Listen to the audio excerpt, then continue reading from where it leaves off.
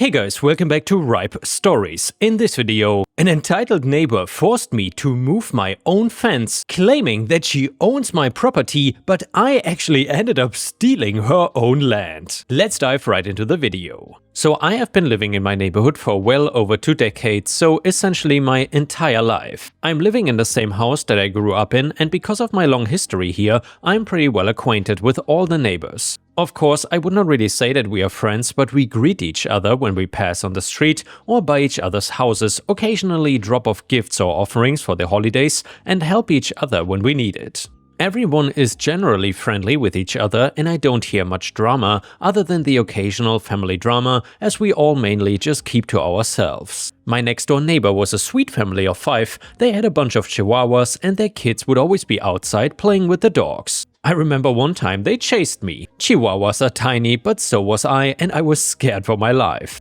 The couple was relatively young when I was a kid, and as I got older, I would get closer with them. I would talk mostly about fishing to the father, as I knew he was a big fishing guy. The family was generally nice and pleasant to be around. They moved out of the neighborhood about 4 years ago. The house was up for sale for a long time until finally another family bought it 2 years ago. It was a small family this time, only 2 kids and no dogs. I'm a person who likes to keep to themselves, so I'm not the type to introduce myself to neighbors. I just kept to myself, occasionally greeting the neighbors when I saw them to welcome them into the neighborhood, but nothing more than that. And apparently, it was a good thing that I kept my distance because around 2 months into the family being here, I began to hear my neighbors talking trash about the people who live there. I keep to myself, yes, but I am nosy, so I asked my neighbors for some of the details. The complaints were centered around the wife, who we will call Karen. The neighbors across from me are Mexican, and they had a quinceañera for their daughter. It is a party, so of course it's gonna be a little loud. Personally, I was not really bothered by it, and neither were any of the other neighbors, so I heard. But Karen had called the police on them, complaining about the noise.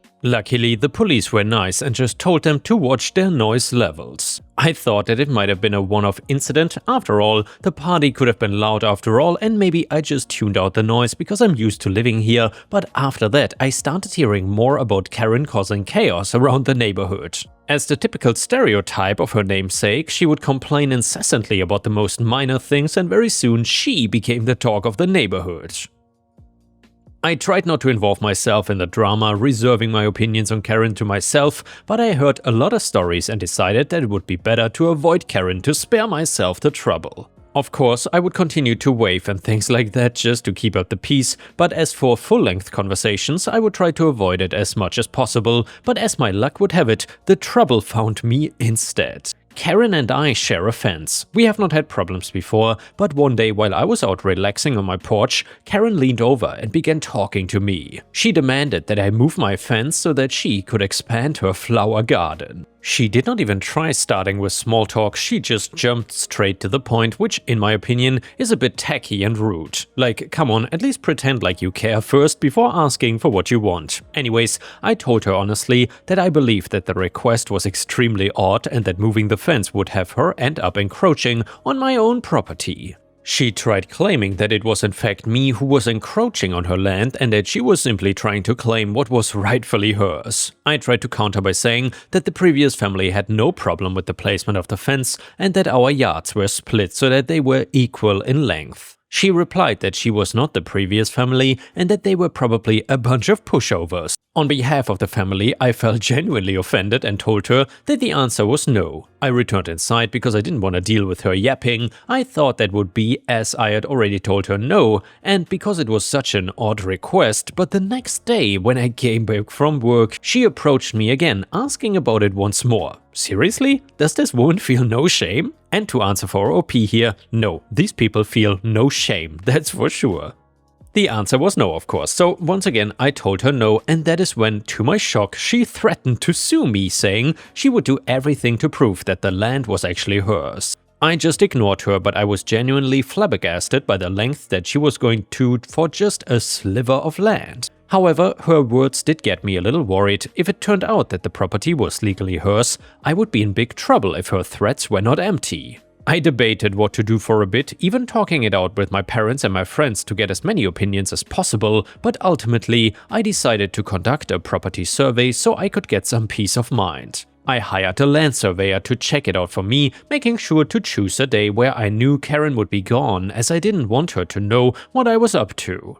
No doubt she would make an insanely big deal about it. The land surveyor did his job well, and the results were not what I was expecting. I expected the land to be evenly split right down where the fence was right now, but it wasn't.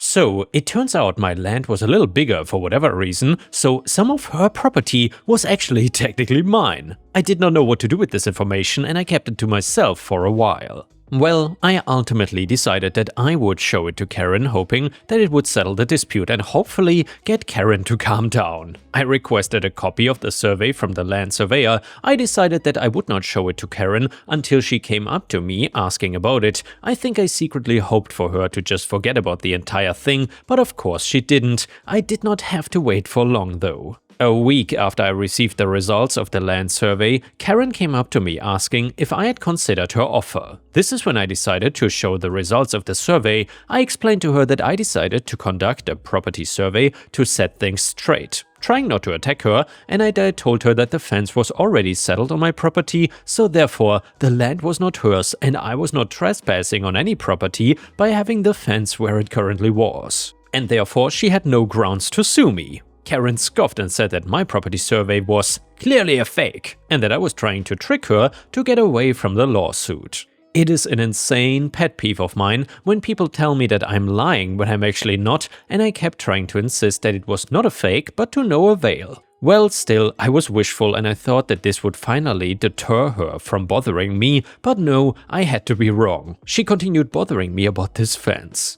Day in and day out, she approached me. I'm not even kidding, she accosted me every single day asking whether I would change my mind and reminding me that she would sue if I didn't bring in the fence. I finally had enough and I decided it would be time to take action. Since Karen refused to accept the property survey, I would move the fence where it actually belonged, claiming back all the land that was mine. I had a contractor move the fence while Karen and her family were away, which ultimately sliced Karen's garden right in half. I tried not to destroy her plants or anything. I'm not cruel enough to do that, but I knew that it would really bother her. Bother her it did. When Karen came back, she stormed to my door, shouting all sorts of obscenities about how she was gonna sue me for what I did. I told her that I was just moving the property line to where it should be, since she was so worried about the true borders beforehand. We went back and forth for a little bit before Karen finally returned to her house. A few days later I was served a lawsuit. I honestly expected it, but it amazed me, once again,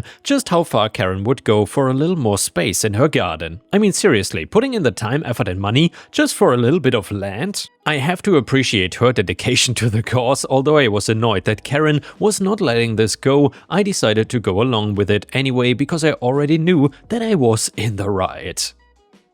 I did not want to get a lawyer, as it would be a pretty easy case to win, and I did not want to spend my money like that, so I just went along with the one from Legal Aid. Karen sued me for property destruction and trespassing, claiming I was encroaching on her land.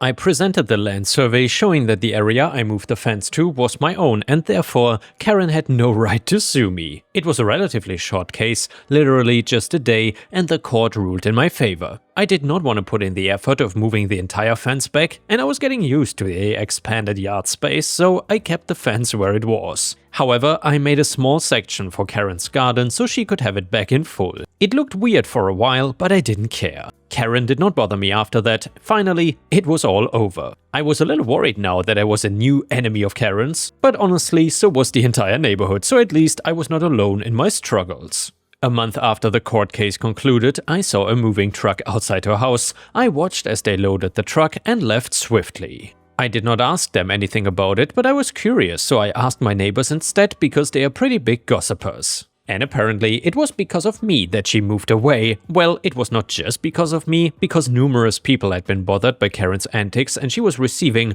many negative complaints from our neighbors. When she sued me and lost the lawsuit, she felt so embarrassed and, I guess, done with the neighborhood that she moved out. Frankly, I don't mind, she was really a nuisance and now our neighborhood is in relative peace. I decided to keep the extended property line for now. Also, if anyone decides that they want more room in their yard, I will move the fence back to where it was before this whole mess started. By the way, Karen's place is still up for sale. I just hope that whoever moves in here next is nice. And yeah guys, let's hope you will never have a neighbor like Karen. That is worse than having a terrible enemy. Either way, the next one is an amazing malicious compliance story that you don't want to miss. And by the way, please don't forget to like the video because that helps me tremendously in fighting back against the AI algorithm. So this happened decades ago, but after reading another MC, I figured I would post this. So I was a manager of a programming department. I initially had 5 programmers reporting to me, and I was able to spend half my time programming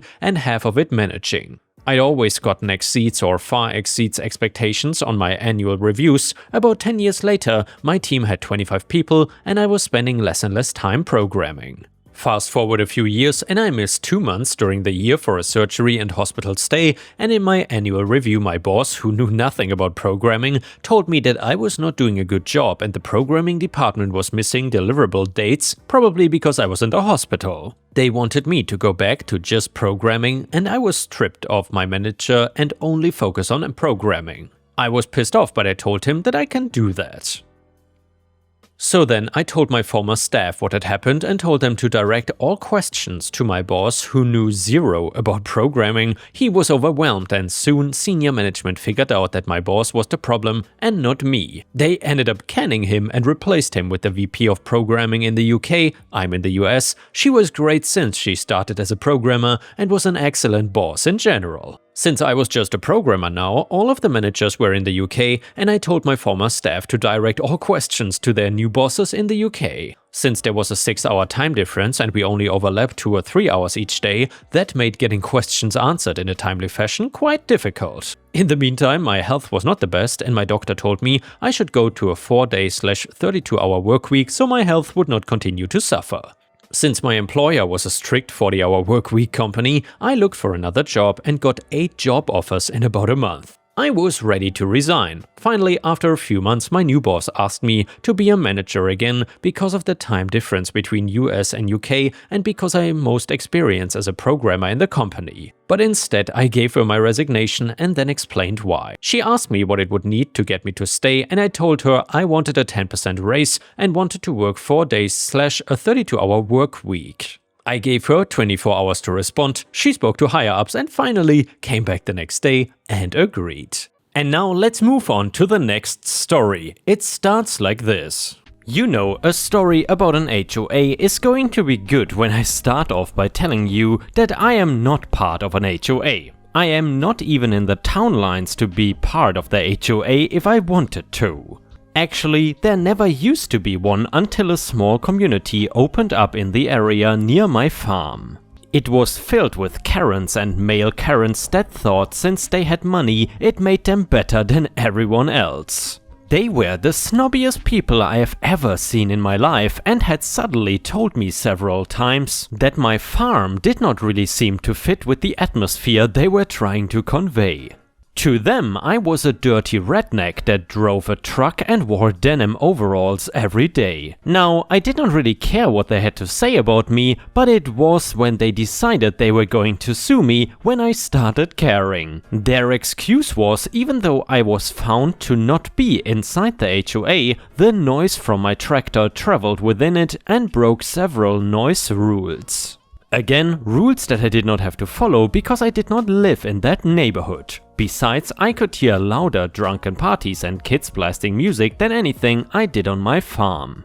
They just wanted an excuse to get rid of me. They knew they could not actually win, but that was part of their plan. They wanted to just make me spend so much money defending myself that I could not afford to even keep my farm anymore. It was a smart plan, except for one tiny detail. I actually had more money than anybody living in that HOA neighborhood. I had a large trust fund and spent some of my younger years working hard and investing.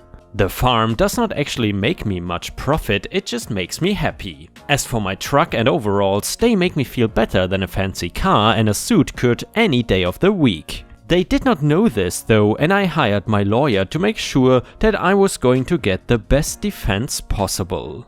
Many times the HOA lawyer suggested to my lawyer that he should make me quit the lawsuit because after they were done, I would not even have money to pay him. My lawyer obviously did not tell them anything about my money. Winning the lawsuit was not good enough for me anymore, and I wanted to get revenge on these people. They were hiding behind the HOA and a stupid lawsuit because the Karens were too scared to even try to talk to me themselves. So, just beating them and being able to keep my farm was not going to be enough, and instead I wanted to find the people that were responsible and then destroy them. I knew that even if everyone in there was a snob, it was not every last house behind this lawsuit, and I am all about being fair and giving punishment to the people that actually deserve it. For this though, I was going to need to dig up some information. I hired a man that went into the neighborhood and HOA to dig up who was behind the plan to sue me. Then I hired him to look into their lives and see what dirt they were trying to keep covered up.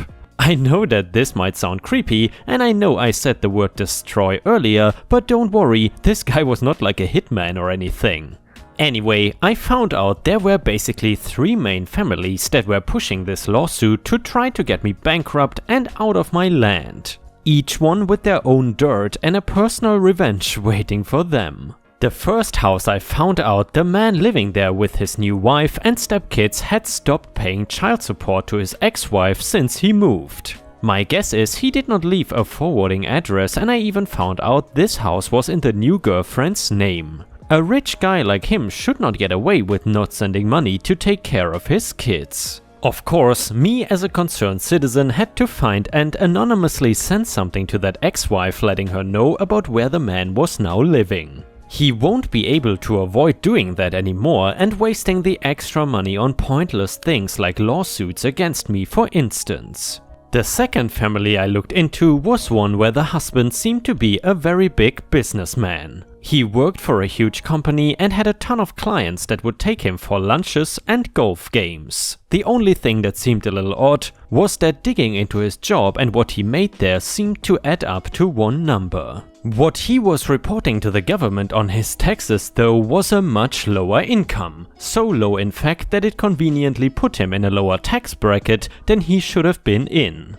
I called the IRS on this one, and they seemed very interested to hear that someone who was an executive was listing his occupation and income at the level of someone who would just be starting out. To make a long story short, he ended up owing a lot of back taxes and money to the IRS to the point that he could not afford to live in the nice snobby neighborhood anymore after about 6 months. The final family though was my absolute favorite, and even though it was the first dirt I dug up, I decided to save it for my grand finale. So, despite both of the adults having no jobs on record and claiming zero income to the government, they were still living in this super nice area. Their official address actually led me on Google Maps to what is essentially a trailer park. They did not go to work, but it was very easy to see what this couple was doing. They were the neighborhood drug dealers and providing the teenagers with pot and adults with cocaine to continue their high and fast lifestyle. This one I did not even want to mess around with and called both the IRS about their fake address and that their bank account had a couple $100,000 in it despite pretending to be poor. I also called the police letting them know, and it did not take long before their house was raided and they were flat out arrested. Of course, they handled it like a Karen, and you could hear all the way on my farm screaming of what I would assume was her claiming to be framed.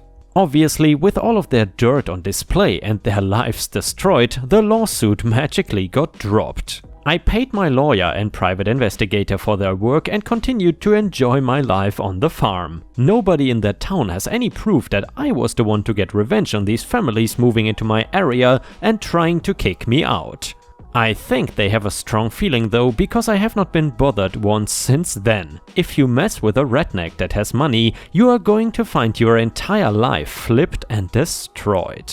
And before we end the video, let's read one last story from r/nuclear revenge. This one is titled, "My Neighbor Liked to Clean." So in 2001, I had just moved to a quiet neighborhood where my children, 1 and 3, could play outside safely and grow up with neighborhood children.